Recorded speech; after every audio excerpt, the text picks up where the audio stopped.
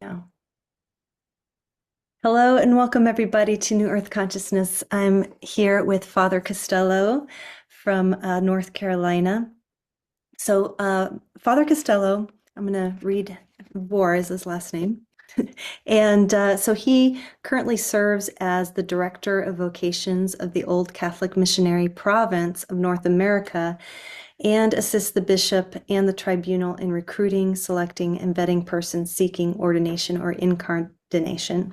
He's also a spiritual director, leadership burnout coach, and relationship coach, and leads LGBT inclusive Catholic community called Christ the Healer. And Father Costello resides in Charlotte, North Carolina. So that's a mouthful. It And is. Yes, it is. I'm I'm so excited to have you here because when you and I met, there was just like an instant spark and resonance. And so welcome to the show. Thank you so much. I'm so glad to be here, and I can't wait to see where this conversation takes us Yeah, and others when they hear what we're doing. yeah, yeah. So as with all my guests, I really would love for you to share your story. Um, you are have struggled with being bipolar. You are also neurodivergent. You are queer. You are a Catholic priest. Like it's such an amazing uh, alignment of various things. And so I would love for you to share your journey Yeah. with us. Yeah, and let's just start in the beginning. I began as a premature baby in the womb with another person, my twin, and his name is Cody. And that's a struggle from the beginning. Oftentimes, preemies have less, viability and things like that. So I was different from the very beginning and wedded to another human being from the very beginning. So there was kind of that individual struggle inside of me to kind of discover my individuality, but I also really, you know, developed a woundedness because I d- learned very quickly that I was not in a world where everyone had a consciousness that we're supposed to be together. And when you're a twin, you are woven into this idea that there is another human being that you're responsible for from the very beginning. People talk about my life was changed when I became a parent. My life was changed when I went to this college because I started getting close to people. My life was changed when I was joined this club or this religion. But I was born into a collective conscience mentality because when you have a twin, there's somebody out there that is a part of you, regardless of whether you want it or not. And people tell you constantly, you look like this other person. Yeah, I do, because that's my twin. Mm, So, and that um, unique brain formation that happens to preemies kind of split Cody and I into two different categories. I was of the high intellectual struggle that people who are neurodivergent have. Um, I always wanted to sit at the table with the adults. mm, I always wanted to tell people when they didn't have it right because I was so caught up in technicalities. And but Cody was more on the other end. He was gifted in ways that some people would call on the lower end of the developmental perspective. mm, And that's been powerful for me because I see the dialectical reality that giftedness is not about how intelligent you are or how developmentally delayed you're not. It's about being conscious and aware of the world. And Cody's very intelligent, but there's areas where he doesn't quite get it, but mm. he gets it in the areas that matter. He understands love and connection and accepting people. And I've just been really shaped and formed by being a twin, but being twinned to someone who is in many ways the opposite of me, which is very common for twinhood. Mm. Interesting. Yeah. Yeah. And so you it must have been very difficult for you to see him struggle. And I'm curious, like, in, I know there's so many people out there struggling with uh, a mental illness or disorder, bipolar or depressed or anxiety or PTSD, all these things. Um, for you, at what age did you get diagnosed? When did you know? I knew that I was neurodivergent when I was really young Hmm. through ADD because we weren't talking about autism as much. And then the bipolar diagnosis was something that I suspected I had, but I didn't know I had. So there was this really awkward moment about 8 years ago where I said to the psychiatrist, I'm bipolar. I think that I am. She said, you know that you are. I said, no, no one discussed my diagnosis with me. So, and that was super powerful for me because it gave me an opportunity to have something that I could point to that could help me navigate. I didn't see the diagnosis as some kind of doomsday moment or some kind of sentence. I saw it as an opportunity to be able to plan my points of resilience throughout my day around this reality. Yeah.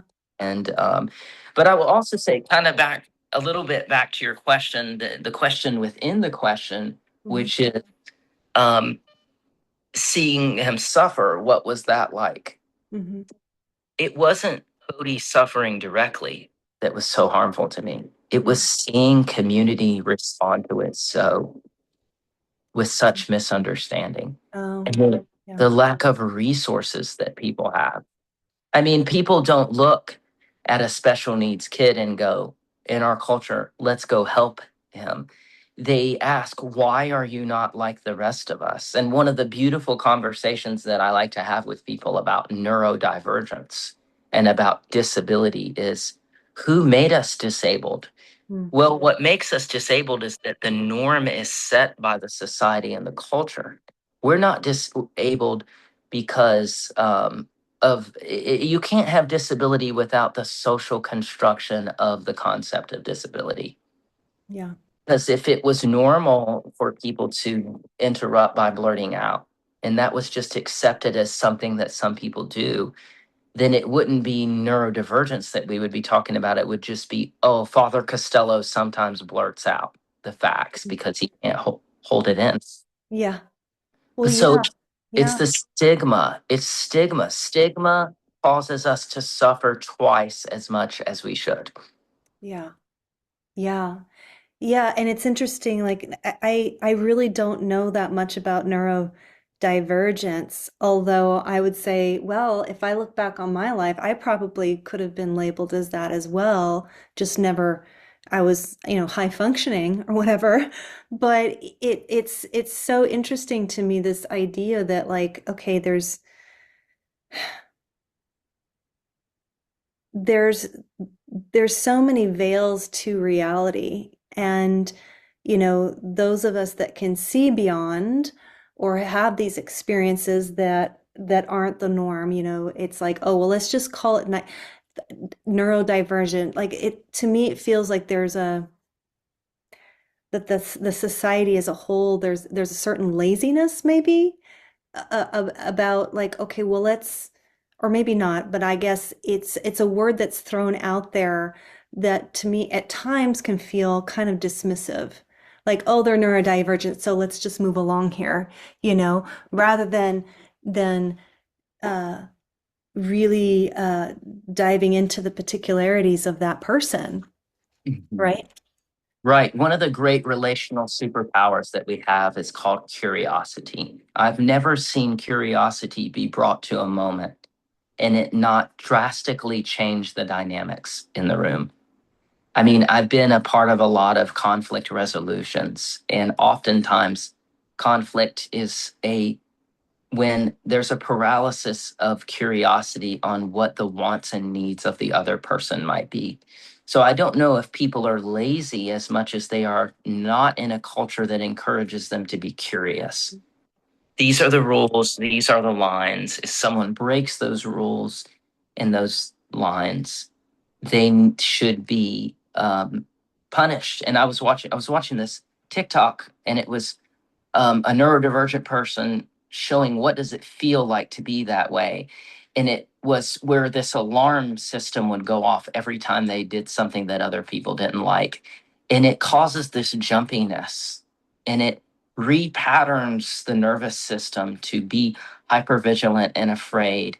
And there's a balance here, because I had to learn that there were some things that needed to go. And I did need to move a different direction with the way I was being, simply because sometimes I didn't need to correct people in certain situations. At the same time, the society is so far toward the persecution of neurodivergent people that it's hard for a neurodivergent person to work on the things that they need to work on, because they're getting beat down so much. And it's hard to see. If people are persecuting you, it's hard to see where you should evolve, because the people who need to evolve the most are the ones trying to police the behaviors of the neurodivergent people. Mm, yeah, yeah. And so let's get back to the journey.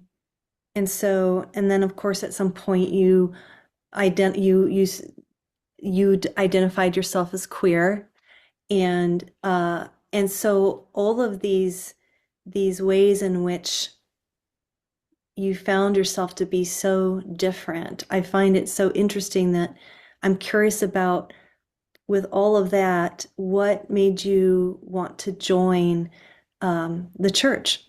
Hmm. Well, I was raised in the church. I started uh, really being involved in children's church when I was 10. Mm, And I quickly realized I had a passion for the presentation of the divinity, the divine in the world. And, um, I was always um, trying to open myself to have really deep conversations in those children's church settings. So by the time I was 12, I really wanted to ask permission to have a public ministry. And I was raised in a very loud, chaotic, fundamentalist, charged Pentecostal atmosphere, like speaking in tongues and falling out on the floor, and mm, having a prophetic ministry, like soul reading, and sort of what spiritual people would call kind of clairvoyance, was an mm, original part of my journey, and is still present with me today. But the culture was so unique and conservative and damaging when I was a kid. I also didn't have much of a childhood. I jumped into ministry really, really early. I started preaching in some prayer meetings when I was 12. A year later, I was invited to speak to some senior adults, and it was great. It was powerful. And some of the tools that I learned, having had an early ministry in my childhood, were great, but it took my childhood from me, because it caused my identity to not be wedded and umbilically connected to who I was, but rather what I did. mm, And people make you're so anointed, you're so gifted. I mean, in spiritual terms, you're so shamanistic, you're so clairvoyant, you're so intuitive. All of those, that language, you have great dharma, you have enlightenment. All of those things were powerful, and I learned quickly what I brought to the table was more important than who I was. mm, Because when I came out, the spotlight turned into torches so quickly. mm. And if you see me grabbing my face a lot, I was sick. I was in the hospital. I had bronchitis and everything. And I'm just going to have to be myself and Yeah, you not do it be. too. I'm not going to be as well put together on this interview as I normally am, because everything's like the allergies down here in North Carolina are Oh, profound. yeah. But that's part of the power of what I came to when I was journeying through this sense of being a leader so young is this, who in the hell is seeing me for who I am? And I was a theater kid, and I was always the one that was good at class presentations. And Mm, I thought, is there anybody out there that can hear me? mm, So wow. as time went on, um, I've started visiting the Benedictine monastery of Belmont Abbey in the Roman Catholic Church because I'm an old Catholic. I'm part of a queer inclusive denomination called the Old Catholic Missionary Province, which is connected to a broader community called the Old Catholic Church of the Americas. So I started seeing my own contemplative self in the form of monastic life in that monastery. And I visited there on retreats. And I began to see that focusing on my interior spirituality was really powerful. So we would pray with the monks, and then when we went to mass, which is the religious ritual that Catholics go through, where they have preaching and they have certain responses, and they have what we call the Eucharist, which is communion, where the bread and the wine are made by the priest into the body, blood, soul, and divinity of Jesus. And that's a bunch of spiritual language for the idea that there's something mystical and powerful that happens at the altar. And I came up as a non-Catholic, and this priest prayed for me, and the tenderness whereby which he blessed me so rushed my soul and seeped itself into my body that I said, there's something in me that's also in that man and the other way around. Wow. So I started to hunger for Yeah. that faith. I started to pray the rosary. That's when I was 18, and I went through quite a hellacious journey from 18 to 22 because I actually experienced conversion therapy when I was 22. I mean, when I was 18, 19, 20, 21 was conversion therapy. And conversion therapy is where certain people, often untrained counselors, people who are not counselors, who do not have psychodynamic training, Mm, hope that they can, at the very least, change the behavior of LGBT people, if not rewire their nature to go from being from being either not from same gender acting out mm, to same gender non acting out, or to being same gender attracted to not being at all. And it was a very powerful, intense time. I mean, I remember growling on the floor in the Pentecostal church to try to convince the people that I was being prayed over by, that demons were coming out of me, not because they were, but because I wanted to be left alone. yeah. Wow. And was that because did you choose that or somebody chose that for you? Was that something that you It's were kind of required to do or? was a combination of the two. It was the prayer was not consensual, but I sought out conversion therapy because Right. I didn't want to continue to hurt and disappoint the people that I was ministering to. Mm, So everything came to a head. I realized I wasn't going to be able to be who these people wanted me to be. wow. And my discernment period was intense. It was full of research. It was full of prayer. It was full of long conversations with people. And I asked my pastor if I could take a sabbatical for a year within the community, and that, no, for 6 months, and that I would not pray for anyone. I would not preach to anyone. He said he thought that was a really good idea. Mm, So I went through that 6 months, and I said that if I don't come out the closet, one day people are going to be viewing me in a casket because this is just going to suck my life away. Something's going to happen. And mm, I can't give away my life for these people and their ideologies and their belief systems. It's time to go. So I went to my pastor in his office and I said, I just want you to know this is the conclusion I came to. This was right before a church service. And he said, well, you know what I believe. And I said, I do.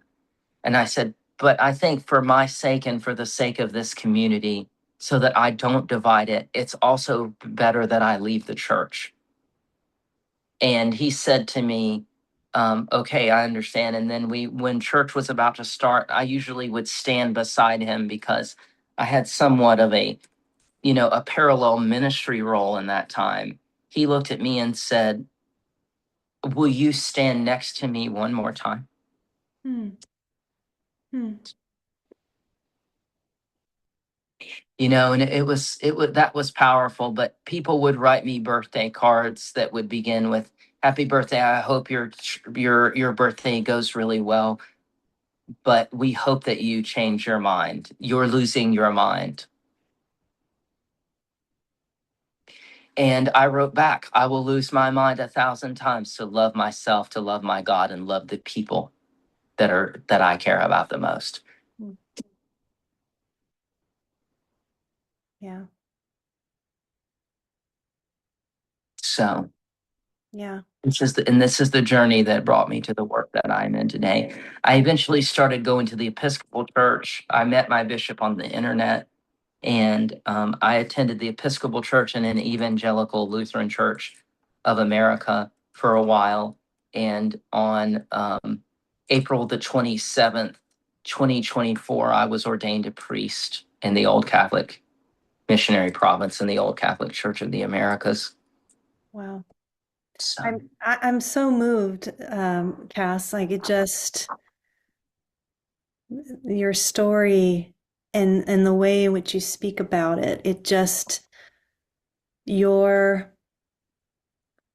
devotion to truth, with the capital T, uh, is just it's just astounding. And so so first of all, thank you for sharing your story. I hope that as people are listening to this, that it moves them because I feel like there's something in your story that's like literally, it's like, there's so much noise in the world, and there's something about your story that just, in the way it impacts me, it's let's get rid of all of the crap and let's just be like, what does it mean to live from the heart and to be, people throw around the word, the name of Jesus all the time, and all the religions, and there's all of that noise and distraction and confusion and all of that, and there's really, I feel like one's journey with God is so personal, right? It's such a personal journey, and it is. probably the most important one. It's the most important one, I think, each if we choose to take it up, that a person can have, because um, I mean, what else is there but to really to know oneself, right? I mean, that's what Saint Teresa of Avila, she said something like, self knowledge is worth more than like 1,000 hours of prayer or something like that. Yeah.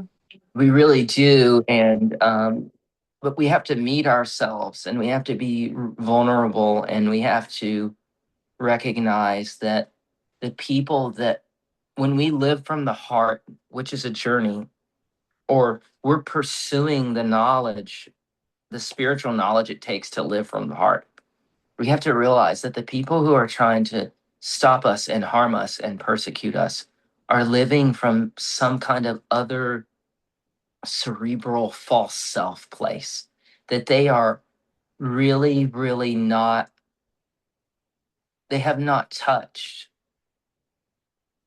the vibration of love that we have touched. Mhm. Yeah. And we spend so much time protecting ourselves. We spend so much time guarding our reputations. We spend so much time protecting our own privacy that we actually, in the name of doing all those things, we don't meet ourselves. And a lot of the work that I do is to help clergy and caretakers and pastors and things with burnout. And I've been part of the reason I started to gravitate more towards it is because a lot of the burnout models that people use are like 7 steps to this and 8 steps to that. No, it comes with an encounter with yourself to know what it means to take care of yourself. You cannot take care of a person that you don't even believe exists, and most people do not believe that their authentic self actually exists. Mm. Yeah. They've not met themselves. And I take people through a contemplative exercise where I actually get them to be introduced to themselves, to close their eyes, to imagine they're standing in front of themselves and to see, what do you notice? You could do it in front of the actual mirror, Mm. but like, okay, you see your eyes. What's behind them? What do you see? Oh, I don't see anything. Well, damn it, stay longer. You will see something. Yeah. Yeah.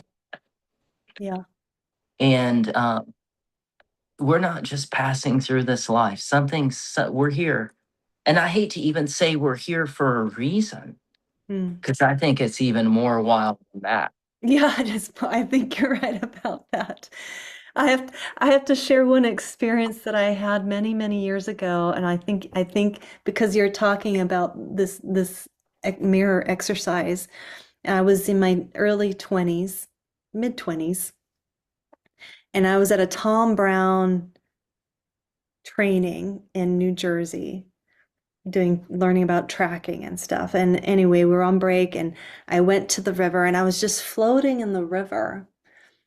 And it was like heaven. I mean, it was just so peaceful. Nobody was there. It was just me and the river and the trees, and it was shaded and it was calm and it was cool. And I was just gently gliding down the river. And then I got to the point where it's like, okay, this is where I get out. And for some odd reason, there was a mirror hanging on a tree. And I remember walking up and looking at myself in the mirror, and I was like, I gasped because I saw myself in a way that I hadn't seen myself before. It was like and it was just a moment. It was just a moment, and then it was gone. And it was almost like, oh my gosh, what did I just see? Mm. And just there was no, there was, it was just it was clear. It was like seeing myself clearly without That, anything else. that's so Yeah. powerful. Yeah. What I like about that, in connection to our flow of conversation, is in a river, you're floating by, but you were tuned in. And it really is the juxtaposition and the two things that are very powerful coming together in what we're talking about, which is you as you were floating by, you were also tuned in. So you're able to look in the mirror as a person tuned into yourself. And there's just nothing more powerful than meeting yourself, because when we meet ourselves and we accept ourselves and we love ourselves and we realize that there's a lot of toxic belief systems we have about ourselves.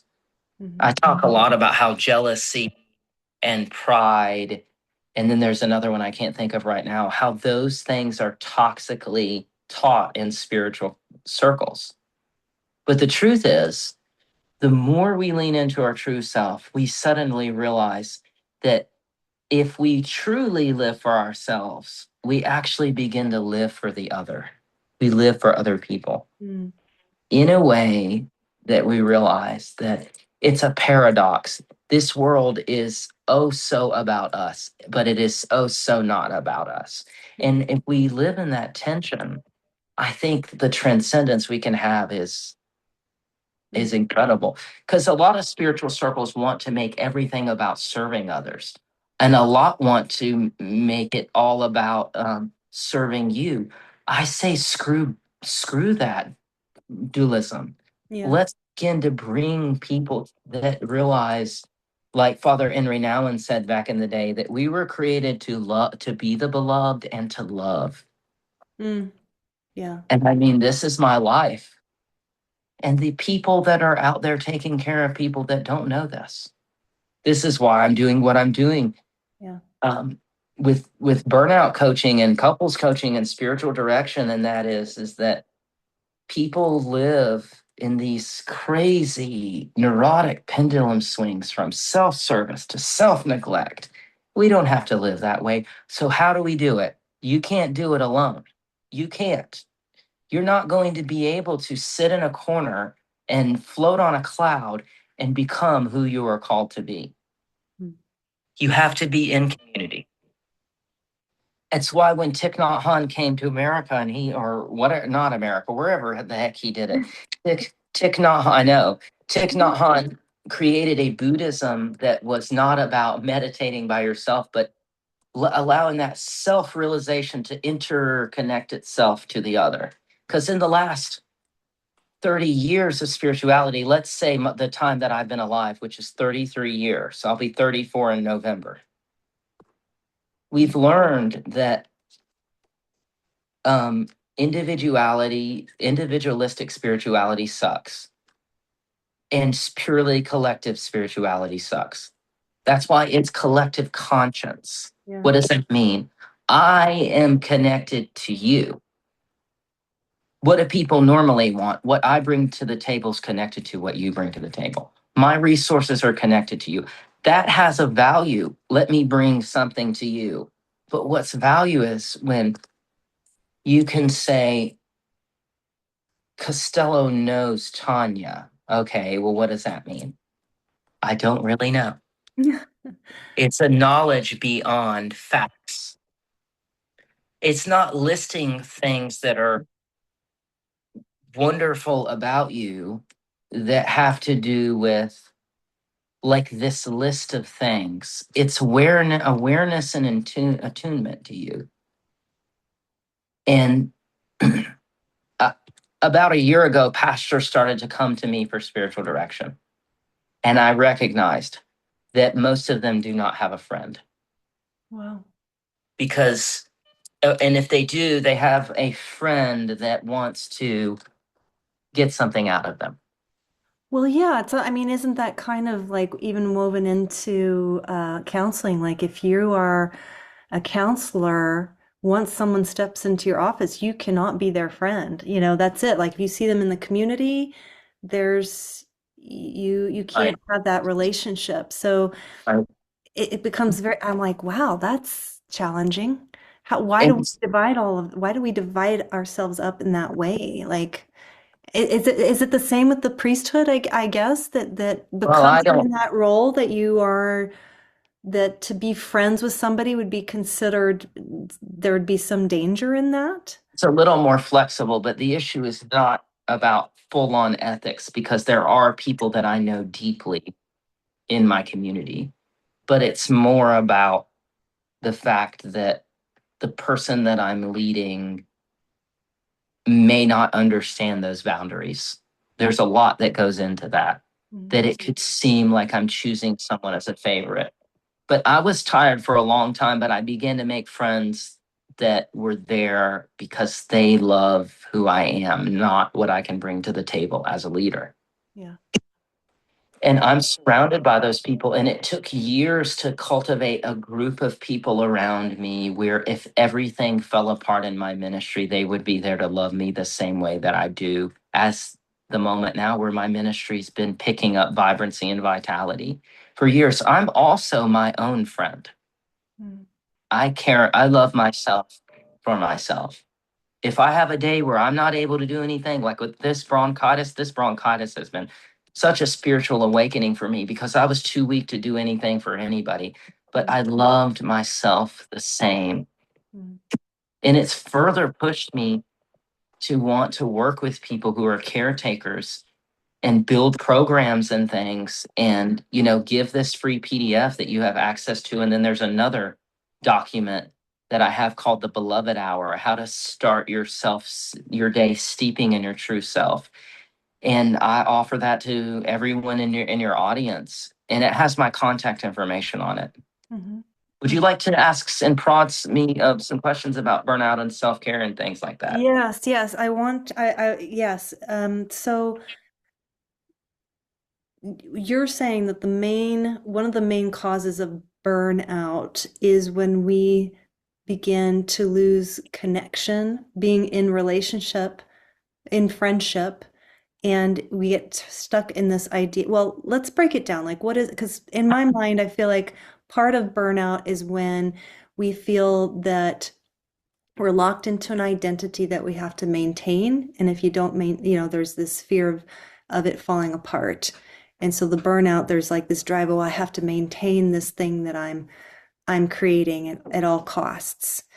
Um, so yeah, I'd love for you to talk a little bit more about what what do you see as the main causes of burnout, and what are some of the you know the immediate things that people can do to begin to remedy the situation for themselves. Right. And the first thing I would say is you're correct in what you're saying, but what you're speaking of is a symptom and not necessarily the root. Okay. One of the analogies I use a lot that people have used in couples counseling and that I've used a lot in my relationship coaching is we talk about the smoke, but we don't talk about the fire.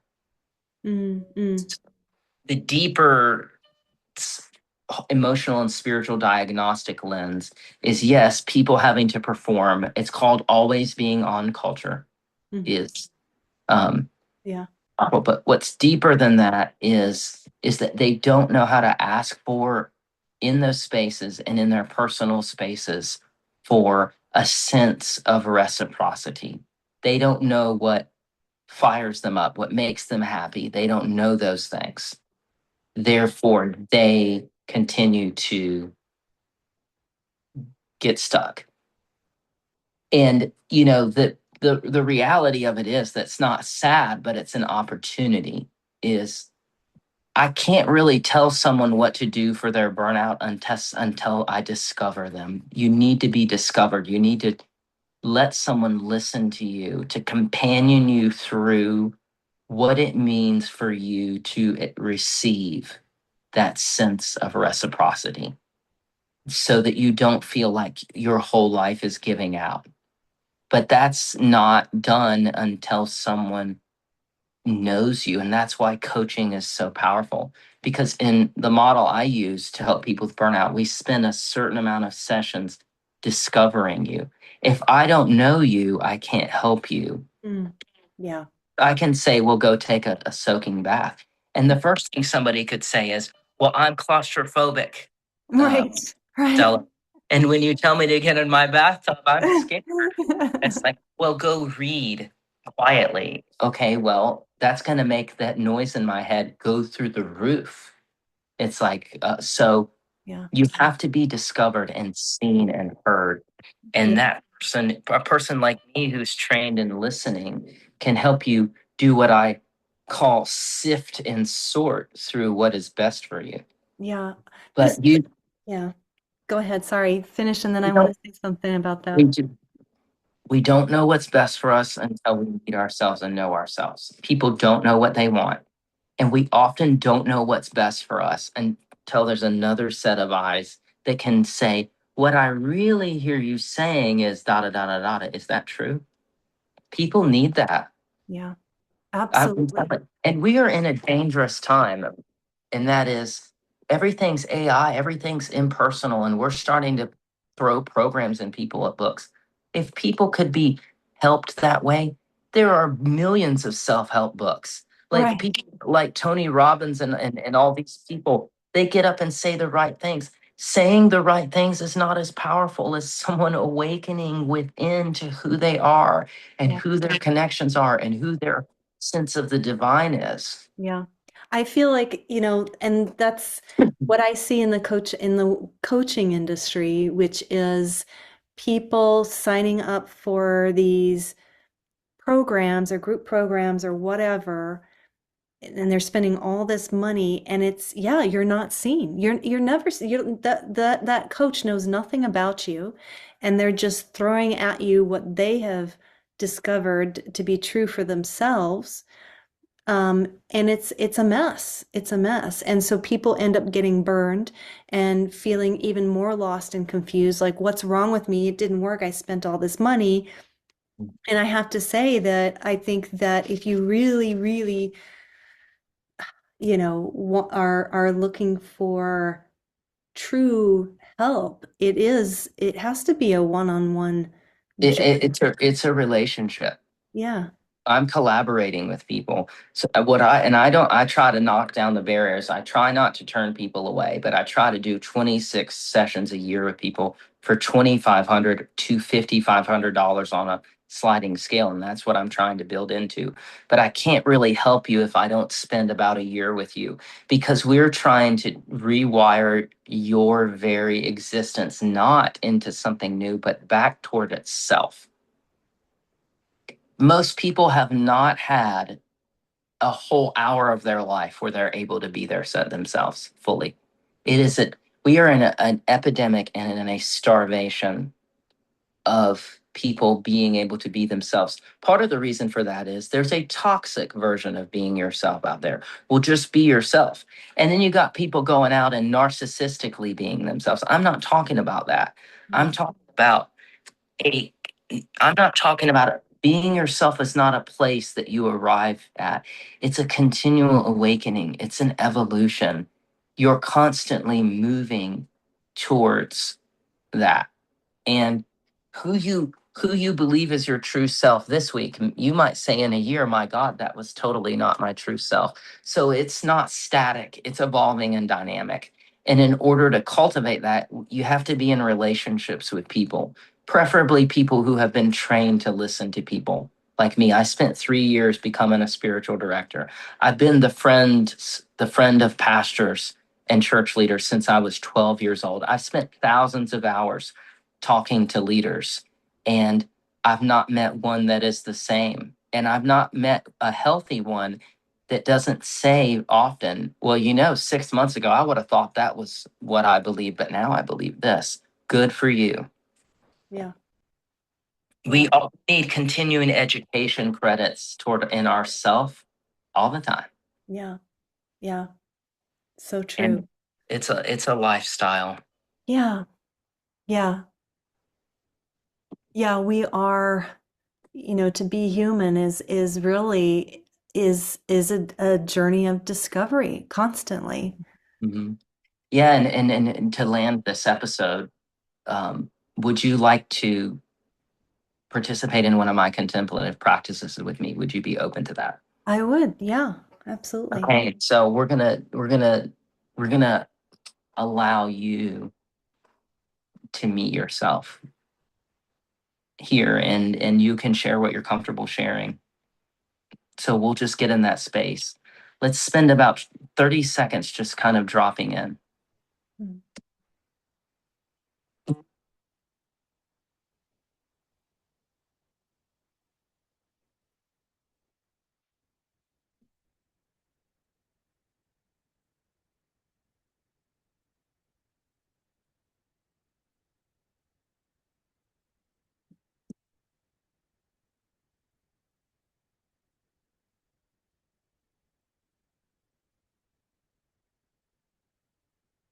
Now we're going to do 4 breathing exercises of 4 in and 8 out.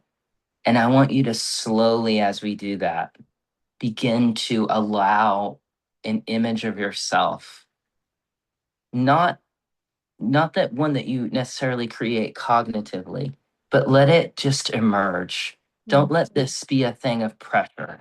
Mhm. Be- You will you will be before yourself in your own way. So, are you ready? Mhm. Breathing in 1, 2, 3, 4. Slowly breathing out, which is the most important part because it slows your heart rate down. 1, 2, 3, 4, 5, 6, 7, 8. 3 more, just dropping into that awareness of self. Breathing in 1, 2, 3, 4. Now breathing out 1, 2, 3, 4, 5, 6, 7, 8. There'll be 2 more breathing exercises, and now we're kind of landing the plane, and yourself should be starting to kind of creep into the picture, and you're just there experiencing yourself standing in front of yourself in your own way, wearing whatever you're wearing, looking however you look to yourself. And the third breath exercise is breathing in 1, 2, 3, 4. Breathing out 1, 2, 3, 4, 5, 6, 7, 8.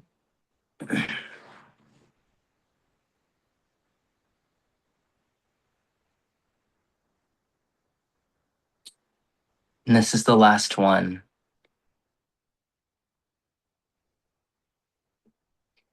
You're there, you're standing in front of yourself. You have met, and you're about to meet yourself.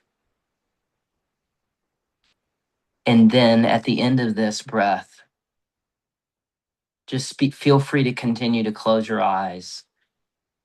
And then we will stay present for about 30 seconds after the breathing is over.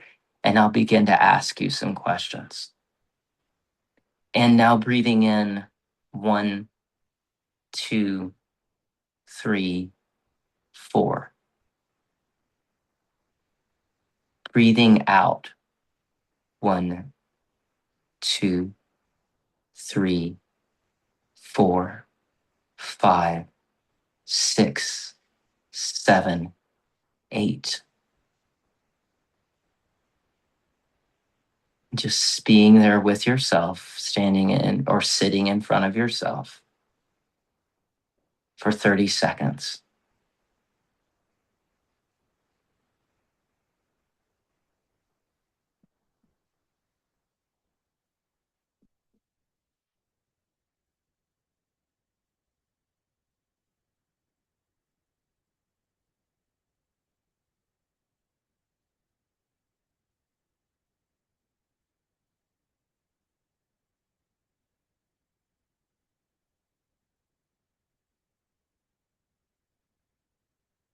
Just 10 more seconds.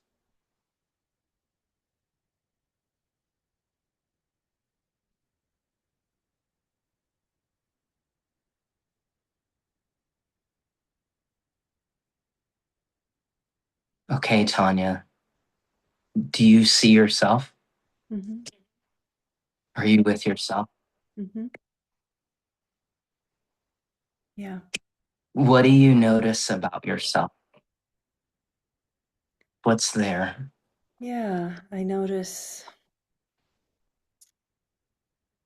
it's a very watery, very feminine, very soft and gentle. Um, yeah, quite ethereal. Um,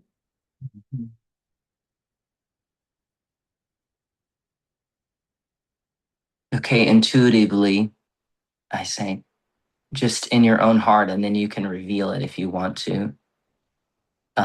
Ask yourself, why has yourself presented itself this way right now? yeah, I would say that what's coming through is really that my gentleness was a weakness, and I had to, toughen up, be stronger, develop thick skin, and yeah, that this quiet, gentle nature um, is a gift. That's so beautiful. And that's wrapping you up. That's soothing you. I can see that. You have Mhm. there's so refreshing happening. I noticed you said it looks watery. Can you tell me a bit about that? Yeah, when I was looking into the eyes, it just seemed that water is an important element. Mhm. Um, Yeah, maybe a I, connection with water, or yeah. I love that. So I'm not a Gestalt therapist, but I do use a lot of Gestalt lens and phenomenological experiential things when I do spiritual direction with people. And this never goes the same, but can you just look into those eyes and see the water? Tell me, is the water calm for you? Is it calm water? Yeah. Hmm. Would you be okay and comfortable just going ahead and just stepping down into that water in your eyes and going in there? I think you need to be within the stillness of the water of your heart. Yeah. Yeah, it reminds me of when I was as a child. That was one of my favorite things to do, was to dive into the deep end of the swimming pool and just sit at the bottom for as long as I could, because of the silence and just the feeling of that. Mm. Yeah, and so it feels like yeah, that silence is something that my soul just always craves. Yeah, and so Yeah. yeah, Yeah. the envelopment of the water. I love that. And if you're open to this, I just want to say what I say intuitively. And like when Terry, I was on a call with Terry Real the other day and doing some training with him. And um, I heard him say, if I'm wrong, please let me know. But there's something really powerful about the water down there and the relaxation of it. But also, when you go into deep water, there's pressure. And something tells me that part of the way you're known to yourself and others is that you're very gentle, but you can also be very stealth and powerful under pressure Mm. in the face of crisis. Yeah, this is true. And I want to just give you the encouragement that your gentleness is not a weakness, but your ability to thrive under pressure is also not you acting like a man. Mm. That the feminine energy can be strong and gentle, and that you're noticing in this moment by meeting yourself that the world does not get to set the parameters and limitations for Tanya, but that you do and the people that you care about do. Mm. Mm. Mm. Would you be open to come out of the water and come back up and come back? Yeah, I'm Okay. ready. Yeah, Okay. Well, what a beautiful exercise that we could do for a long time, but for the sake of the time of the episode, yeah. you to close your eyes again. And I want you to see yourself. Now I want you to pretend you're at the grocery store and you're kind of leaving the grocery store, and you see out of the corner of your eye a person on one of those buggies, and they're just barreling through because they need to get through. And you need to move out of the way, not because you're dismissing yourself, but because something needs to flow through that's important. And I want you to just watch yourself walk out of the way as a way of kind of saying, I am honoring myself, I embrace myself, but I also know how to move out of the way, because this exercise is about the embrace of true self and the denial of the ego in a single breath. So why don't you just see yourself step out of the way? And instead of it being a person on a buggy, it could be something that you want to flow through your life right now, that you need to move out of the way of in the realm of this as this greater consciousness has come to you. Reminds me of the Blessed Virgin Mary, where God, the angel, came to her and she said, "Yes, I will bear the Christ child." I'm sure that took an enormous amount of self knowledge, but also a lot of self denial, denying the false self, embracing the true self. And you can open your eyes and look at me, and I can say, "Congratulations, you're not the same." As we every time we do a ritual, you're not where you were. You're Yeah. a person, but yet you're more awakened to who you already are. Yeah. And this has been a beautiful, beautiful time. And I will let you land the plane with one more, Yes. one or two more questions, or maybe a statement or something. Yeah, yeah. Well, I just want to say that that experience was very, very peaceful. I mean, yeah, it got very still and very deep, and so thank you for that. And yeah, I guess I just want to close it with just letting the audience know that I'll be creating a link in the video here where you can access the PDF, the cherished leader, which is how friendship can be a pathway to vocational resilience and renewal. So access to that, and obviously how to contact you, Father Cass, and yeah, there's just I encourage everybody to check out what he has because there's I want to say that there's lifetimes within your wisdom that you share with people. So thank you so much. And yeah, anything else you'd like to share before we close? Yeah, I would just like to give the people the same blessing I gave at my ordination, and I will say it in a more ecumenical, spiritual way. May the love of God be poured out on your heart, the God known by many names. And may that same love burst forth like a mighty flame in your world. I just want to encourage you all, whatever you've awakened to through this interview, don't keep it to yourself because we're not meant to. And I'm just looking forward to hearing the individual and collective breakthroughs that will come from this conversation. Namaste. Amen. Namaste. Amen. Thank you, everybody.